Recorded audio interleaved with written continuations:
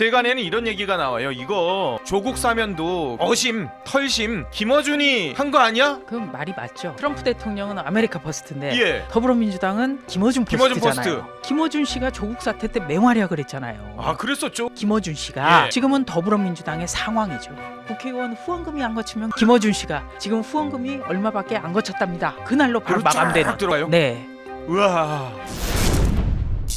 이재명 정부의 첫 특별사면 명단이 참 화려하다. 어느 방송사는 그런 표현을 썼더라고요. 물소대 사면.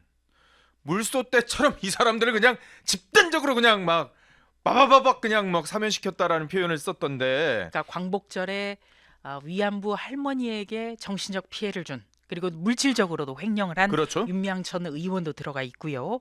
또 그리고 자녀 입시 비리 등으로 굉장히 사회적인 충격을 줬던 조국 전 장관, 예. 그 부인, 그리고 공모를 한 최강욱 전 의원 모두 다 들어가 있어요. 자, 그러면은 이걸 어떻게 봐야 돼요? 조국 전 대표는 작년 12월에 대법원에서 징역 2년 확정이 돼서 복역 중인데 지금 형기의 32% 정도만 채운 상황이라고 그래요. 그렇죠. 이제 8개월 정도 채웠기 때문에 예.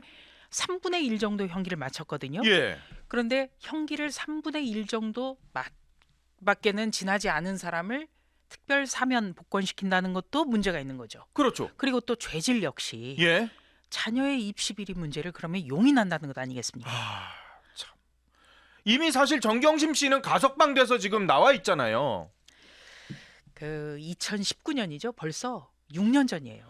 6년 전 대한민국은 조국 전 법무부 장관의 자녀 입시 비리 문제 등으로 두동강이 났었어요. 그랬었죠. 매일 조국을 응원하는 쪽, 또 조국의 그런 어떤 이중성에 대해서 비판하는 쪽이 매일 격돌해서 대한민국이 두동강이 났었습니다. 완전히요. 서초동과 광화문. 그렇죠. 광화문에서는 반조국 집회, 서초동에서는 친조국 집회, 뭐 이렇게 돼서 두동강이 난 대한민국이었었죠. 그때. 그리고 또 조국 전 대표 역시 네. 단 한 번도 자신의 혐의에 대해서 사과한 일이 없어요. 뉘우친 적이 없잖아요. 맞아요. 네. 그런 사람을 또 사면 복권해 준다는 거잖아요, 지금. 그렇다면은 자녀 입시 비리 의혹 같은 경우에도 이재명 정부에서는 예. 별것 아니게 되는 거예요. 아, 지금 이게 교육 문제는 사실 굉장히 예민한 문제잖아요. 네. 그러니까 얼마 전에 있었던 그 안동에서 네. 그 시험지를 유출 사건.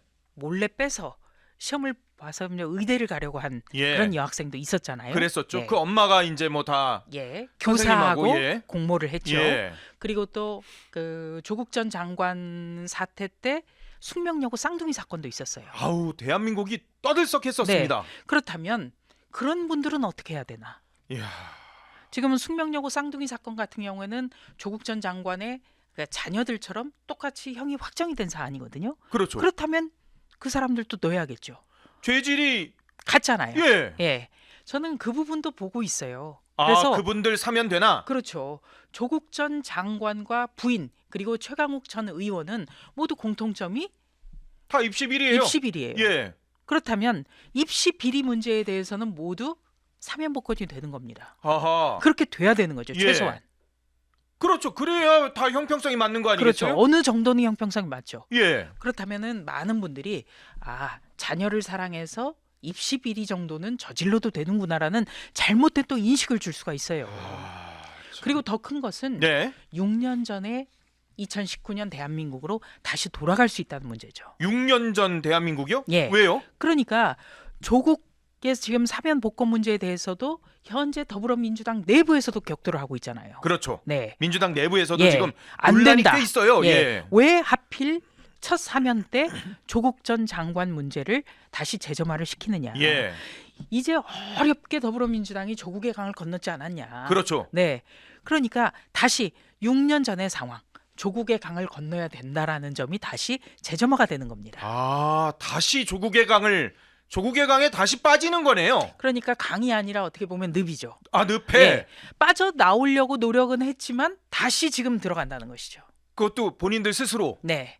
그래서 조국 사태는 강이 아니라 늪이었다. 이런 자조도 나오고 있다고 합니다. 조국 사태는 강이 아니라 늪이었다. 건널 수 있는 강이 아니라 그냥 이미 빠져 있는 늪에 빠졌다. 그리고 또 민주당. 한 가지는요.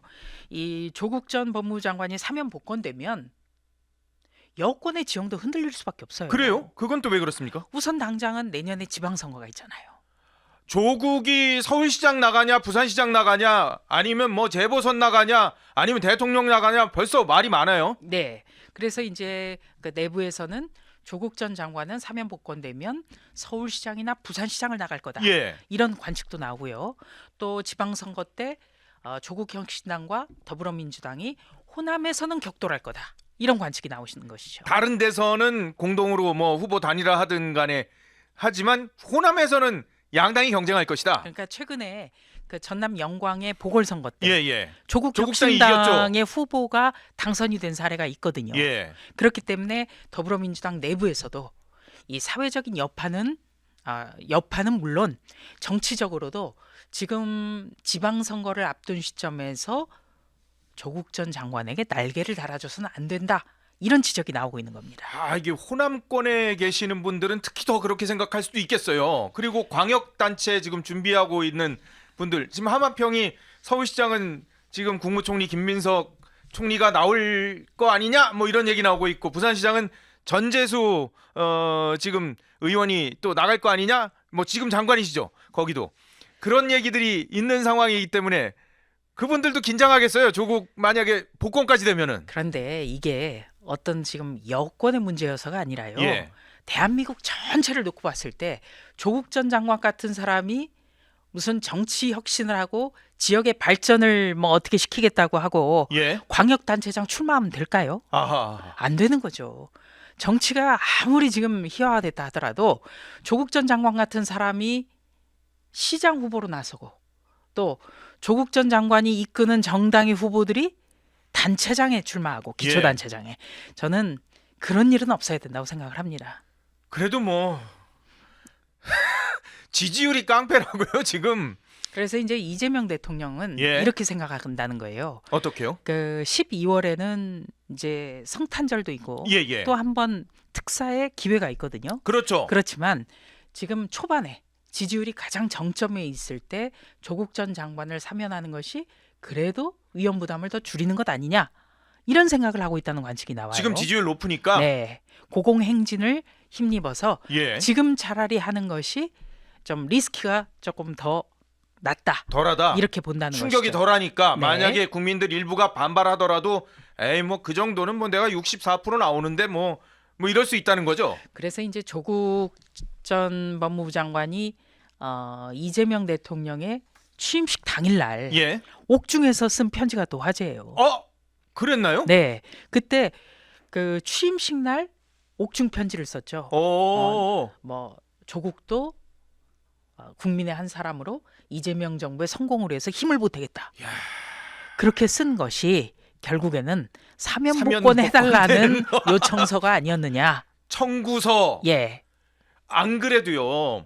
일부 국민의힘에서는 이렇게 표현을 하고 있어요. 지금 너 내 덕에 대통령 됐잖아. 내가 여기 감옥에 있고 아니면 우리 당에서 후보 안 내가지고 너가 대통령 됐으니까 그 청구서 내민 거다. 청구서 사면이다. 뭐 이런 얘기까지 하고 있습니다. 사실. 그런 관측이 가능하죠. 예. 왜냐하면은 2022년 3구 대통령 선거 때는 정의당이 출마를 했어요. 그랬었죠? 심상정 후보가. 예. 그래서 뭐 여러 가지 요인이 있었겠습니다만 이재명 대통령이 그 당시에는 근소한 차로 졌거든요. 0.73% 예. 포인트죠. 그런데 이번 같은 경우에는 1대1 구도가 된 거예요. 그렇죠. 예. 그러니까 조국 전 장관에게 마음의 빚이 있을 거다. 그래서 조국 전 장관이 취임식 날 옥중 편지를 쓴 데에는 예. 청구서를 내밀었을 거다. 그게 청구서가 됐을 거다. 이런 관측이 가능하다는 그랬었죠. 것이죠. 얼마 전에 문재인 대통령이 직접 또 조국의 사면을 또 얘기를 했었어요. 요청을 하고. 문재인 대통령은 조국에 대해서 아픈 손가락이다. 한없이 미안하다. 막 그러면서 굉장히 이 많은 얘기들을 했었던 그런 적이 있었어요. 근데 조국은 사실 자녀 입시 비리 외에도요. 청와대 감찰 무마 혐의 이것도 유죄로 나왔고 그렇죠. 다른 혐의들도 사실 있는 사람이에요. 네. 그래서 이 문재인 대통령도 퇴임한 대통령이지만 네. 참 해도 너무한다는 생각이 저는 들어요. 이 조국 사태가 2019년부터 대한민국을 두동강을 내놨고 예. 정말 공정과 상식이라는 것이 대한민국에 있느냐라는 많은 논란을 불러일으켰거든요. 예. 그런데 그때 문재인 대통령은 국민에게 단 한 번도 사과를 한 적이 없어요. 아, 그리고 조국에게 마음의 빚이 있다. 이렇게 얘기를 그렇게 했잖아요. 얘기를 했었어요. 맞아요. 그리고 이번에도 최근에 이제 그 우상호 대통령실 정무수석이 찾아가니까 조국을 사면시켜달라 이렇게 건의를 했다는 거예요. 참. 그래서 저는 한 가지는 예. 이 문재인 대통령을 위해서 여론 조작까지 했던 분이 있죠. 여론 조작. 예, 인터넷 여론 조작. 예. 예, 김경수 전 맞아요. 경남지사. 드루킹. 김경수 전 경남지사가 굉장히 서운했을 것 같아요. 왜요? 김경수 전 지사가 왜 인터넷에서 드루킹과 손을 잡고 여론 조작을 했죠? 문재인 대통령을 당선을 위해서 했어요. 예. 그런데 그런 김경수에 대해서는 사면 복권 안 했잖아요. 복권도 나중에. 나중에 시켰죠. 예. 그 복권 시킨 거는 또 윤석열 대통령이죠. 대통령이었어요. 그러니까 자기를 위해서 진짜 희생한 사람에 대해서는 결단을 내리지 않고 예. 여전히 조국에 대해서만 마음의 빚을 표현을 하는 거예요. 야. 그래서 저는 참 문재인 대통령의 정신세계도 참 희한하다는 생각을 했어요. 아니 그래서 지금 세간에는 이런 얘기가 나와요. 이거 조국 사면도 결국 어심, 털심, 김어준이 한 거 아니야? 뭐 이런 어심이 작용한 거 아니야? 뭐 이런 얘기가 나돌고 있습니다. 그 말이 맞죠. 왜냐면은 뭐 그래요? 트럼프 대통령은 아메리카 퍼스트인데 예. 더불어민주당은 김어준 김어준 퍼스트잖아요. 예, 김어준 씨가 조국 사태 때 맹활약을 했잖아요. 그랬었죠. 네. 어마어마했었죠. 그 뭐. 조국 전 장관의 딸 조민 씨를 직접 스튜디오에 출연을 시켰어요.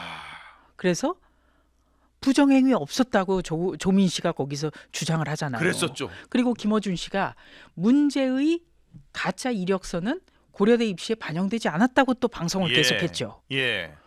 그래서 이제 제가 그때 국민의힘 이제 의원이 되고 예. 계속해서 김어준 씨의 뉴스 공장이 아니라 뉴스 공작이라는 논평을 많이 썼었어요. 뉴스 공작이요? 공작이 아니라면 예. 그런 거짓말을 대놓고 할 수가 없잖아요. 방송에서. 김어준의 뉴스 공작. 그거. 그렇게 조국 전 장관을 비호하고 옹호하고 예. 또 조국 전 장관의 딸까지 직접 출연시켜서 가짜 뉴스를 퍼뜨렸던 김어준 씨가 예. 지금은 더불어민주당의 상황이죠. 그런 거죠. 네, 지금 모두 다 김어준 씨 눈치를 보고 또 김어준 씨가 시키는 대로 하고 그런 모습들이 참 눈살 찌푸리게 하는데요. 그 더불어민주당 정청래 대표가 대표되고 나서 첫 출연한 매체 맞아요. 거기 김어준이에요. 김어준 유튜브였어요. 예, 맞아요. 네, 거기에서 당선 소감을 밝혔죠. 네. 그리고 또 국회 과방위원장을 맡고 있는 최민희 의원. 여기 뭐 단골 출연하시죠? 예, 같은 날에 방송법 통과. 그러니까 더불어민주당의 방송장악법이라고 불리는 그런 법안을 통과시킨 이후에 관련 소식 정한 것이 바로 김어준의 김어준이에요. 딴지일보 게시판이에요. 그러니까 상황 어심 뭐 털심 뭐 이런 얘기들이 나오는 게 이거 근데 이재명 대통령은 좀 기분 나쁠 수도 있을 것 같아요. 기분이 나쁠 리는 없을 것 같아요. 그래요? 왜냐하면 이재명 대통령도 대통령실 출입 기자로 김어준 유튜브 소속 기자 출입시켰잖아요. 받아줬죠? 예. 그러니까 이 김어준 씨가 뭔가에 교실을 내리면 네. 모두가 따라가는 그런 구조입니다. 야. 그러니까 강선우 전 후보자에 대해서도 김어준 씨가 비호를 하니까 예. 정청래 대표는 경선 내내 옹호를 했잖아요. 그렇죠. 그리고 대표되고 바로 전화하고. 예, 위로. 그래서 김어준 씨가 강선우 전 후보자를 비호했을 때 아하. 많은 분들이 이것이 정말 더불어민주당의 당원들의 마음이구나 이렇게 생각들을 했죠. 그렇죠. 네. 근데 김어준이 조국에 대해서 그렇게 쉴드를 치고 막 엄청나게 옹호하고 했던 그런 상황이 결국 이번에 사면에도 반영된 것이 아니냐 이런 추측이 나올 수도 있다. 윤미향에 대해서도 사실 굉장히 옹호하고 싶은데 옹호를 못해가지고 막 끙끙끙끙했던 그런 느낌이 있었어요 사실. 그래서 김어준 씨가 더불어민주당의 교주인 것 같아요. 야. 네. 거기서 모든 지침을 내리잖아요. 그런 그리고 상황이에요. 의원들이 국회의원 후원금이 안 거치면 김어준 방송 나가서 김어준 씨가 지금 후원금이 얼마밖에 안 거쳤답니다 하면 그날로 바로 그리고 쫙 마감되는. 들어가요. 네. 우와. 그런 현상들이 잇따르기 때문에 모두가 다 김어준에 대해서는 정말 그 상황받을 듯 하잖아요. 그리고 네. 얼마 전에 이재명 대통령 당선 직후에 김어준 씨가 이른바 토크 콘서트 열었을 때 다 갔잖아요. 의원들. 맞아요. 네. 그때 문재인 문재인 전 대통령 대통령도 경남 양산에서 올라와가지고 호영 참석을 호재하시면서 했고요. 형님, 아우님 뭐 뭐 그때 참가비가 1인당 30만 원이었던가요? 그렇게 비쌉니까? 네, 그 보도가 나왔었던데요. 그런데도 전석이 매진됐었고, 야. 예, 지금 이게 굉장히 그 비정상적인 일들이에요. 그러니까 아. 상황 김어준이 지령을 내리면 그것을 받드는, 그러니까 민심이 아니라 김어준의 지령을 받드는 그런 모양새가 이재명 정부와 더불어민주당에서 나타나고 있는 구석구석에서 것 아니냐? 나타나고 있습니다.